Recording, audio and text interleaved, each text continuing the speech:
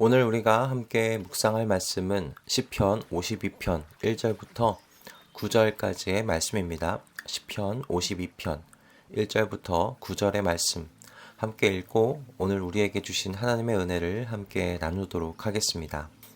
오 용사여, 너는 어찌하여 악한 일을 자랑하느냐? 너는 어찌하여 경건한 사람에게 저지른 악한 일을 쉼 없이 자랑하느냐? 너 속임수의 명수야. 너의 혀는 날카로운 칼날처럼 해로운 일만 꾸미는구나. 너는 착한 일보다 악한 일을 더 즐기고 옳은 말보다 거짓말을 더 사랑하는구나. 너 간사한 인간아, 너는 남을 해치는 말이라면 무슨 말이든지 좋아하는구나.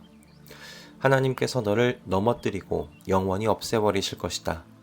너를 장막에서 끌어내어 갈기갈기 찢어서 사람 사는 땅에서 영원히 뿌리 뽑아 버리실 것이다. 의인이 그 꼴을 보고 두려운 마음을 가지고 비웃으며 이르기를 저 사람은 하나님을 자기의 피난처로 삼지 않고 제가 가진 많은 재산만을 의지하며 자기의 폭력으로 힘을 쓰던 자다 할 것이다. 그러나 나는 하나님의 집에서 자라는 푸른 잎이 무성한 올리브 나무처럼 언제나 하나님의 한결같은 사랑만을 의지하련다. 주님께서 하신 일을 생각하며 주님을 영원히 찬양하렵니다. 주님을 믿는 성도들 앞에서 선하신 주님의 이름을 우러러 기리렵니다. 아멘. 오늘 시편의 표제를 보면 이 시가 언제 지어진 시였는지 정보가 나와 있습니다. 에돔 사람 도액이 사울에게로 가서 다윗이 아히멜렉의 집에 와 있다고 알렸을 무렵에 다윗이 지은 시라고 되어 있기 때문입니다. 이에 대한 이야기는 사무엘상 21장, 22장에 잘 기록되어 있는데 사울에 의해 쫓기는 몸이 된 다윗은 놉당의 제사장 아히멜렉을 찾아갔습니다. 다윗은 아히멜렉을 통해서 빵과 골리앗이 썼던 칼을 받아올 수 있었지요.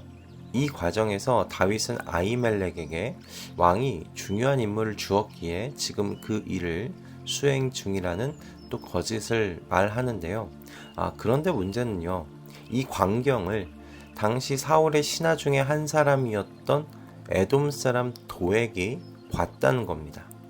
사무엘상 21장 7절에는 이렇게 기록되어 있습니다. 그런데 바로 그날 사울의 신하 가운데 한 사람이 그곳에 있었는데 그는 주님 앞에서 하여야 할 일이 있어서 거기에 머물러 있었다.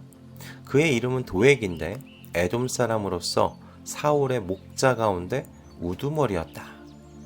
도액은 이 광경을 목격했고 22장에서 사울에게 거짓말을 보태어 보고하여 아히멜렉과 그에 딸린 85명의 제사장을 모두 살육했습니다. 도액이 85명의 제사장을 모두 살육한 것은, 살인을 저지른 것은 제사장 죽이는 것을 두려워해서 아무도 나서지 않았기 때문이었습니다. 아무도 나서지 않자 도액 스스로 사울 앞에 나서서 85명이나 되는 사람을 죽인 거죠. 아마도 이 일 이후에 다윗은 더욱 이스라엘 진영 안에서 도움을 얻을 수 없었을 겁니다. 누구라도 다윗을 도왔다는 이야기가 사울의 귀에 들어가면 목숨을 부지할 수 없다고 생각했을 테니까 말이죠. 이 일로 인해 도액은 사울의 큰 신임을 얻었을 겁니다. 그리고 이렇게 사울의 신임을 얻은 도액, 출세하고 부를 얻었을 텐데 이거 도액이 바랬던 것 아닐까 싶습니다. 왜냐하면 그가 하나님께 출세와 성공을 간구했을 것으로 보이기 때문입니다. 21장 7절을 보면 도액은 하나님께 제사를 지내기 위해 제사장이 있던 곳까지 왔던 것으로 보여요.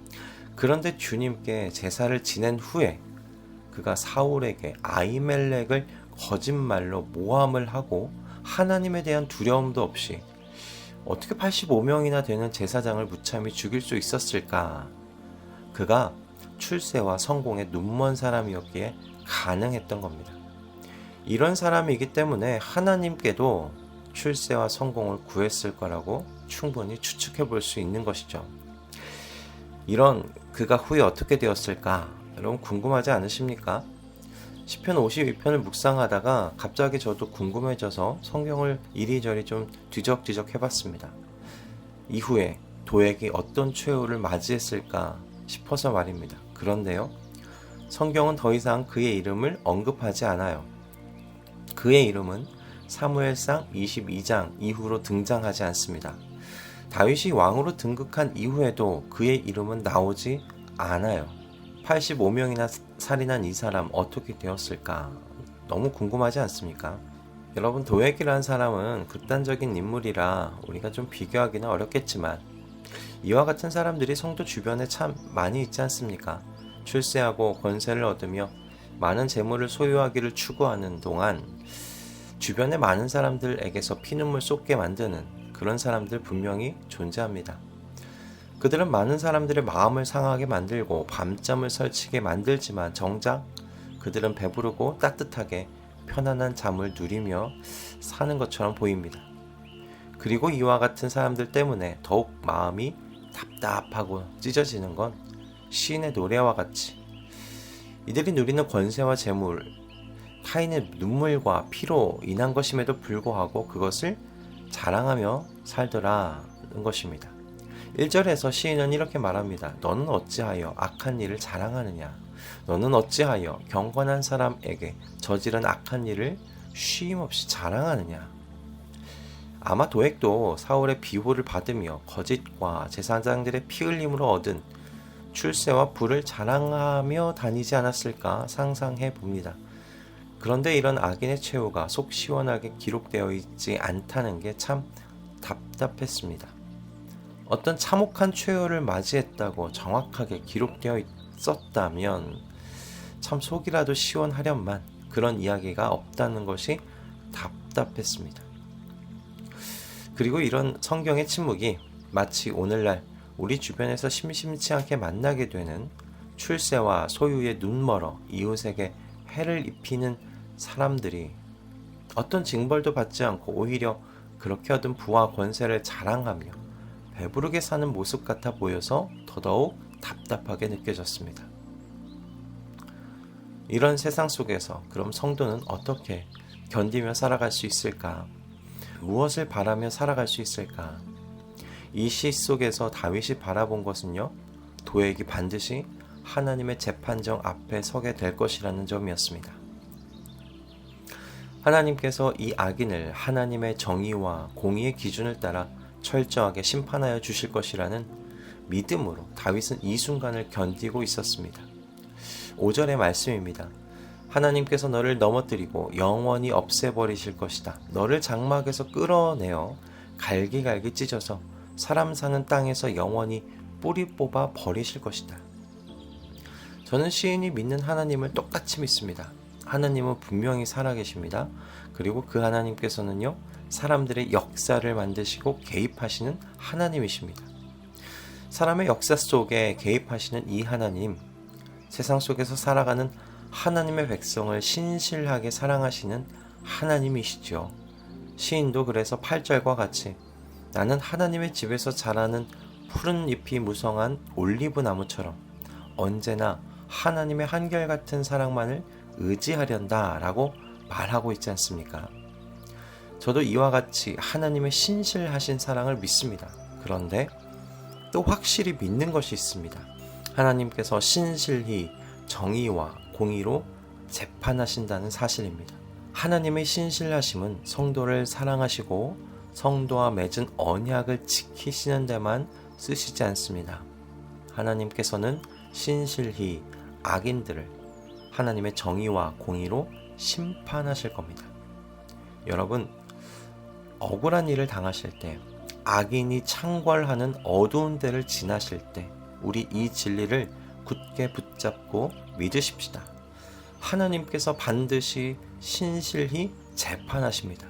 그래서 하나님의 모든 성도의 억울함을 풀어주십니다. 그러니 하나님의 백성으로서 우리는 언제나 하나님의 변함없으신 한결같은 사랑만을 의지하자는 이 시인의 권면을 가슴 깊이 받고 담아두십시다. 그래서 시인과 같이 주님께서 내 삶 속에서 하신 일을 기억하며 주님을 찬양하고 선하신 주님의 이름을 영광되게 하는 우리 모두가 되실 수 있기를 주님의 이름으로 축복합니다. 기도하겠습니다. 주님, 도액과 같은 사람들이 이 세상에 참으로 많습니다. 이런 자들 때문에 눈물로 밤을 지새우는 수많은 사람들이 있습니다. 주님, 그런 사람들의 억울함과 원통함을 주님의 손으로 씻어 주시옵소서. 그리고 주님의 정의와 공의로 신실히 도액과 같은 사람들을 재판하여 주시옵소서. 그래서 주님을 믿는 주님의 성도들이 선하신 주님의 이름을 찬양하고 기릴 수 있도록 은혜 허락하여 주시옵소서. 오늘도 우리에게 믿고 의지할 말씀 주심에 감사드리오며 우리 주 예수 그리스도의 이름으로 기도드립니다. 아멘.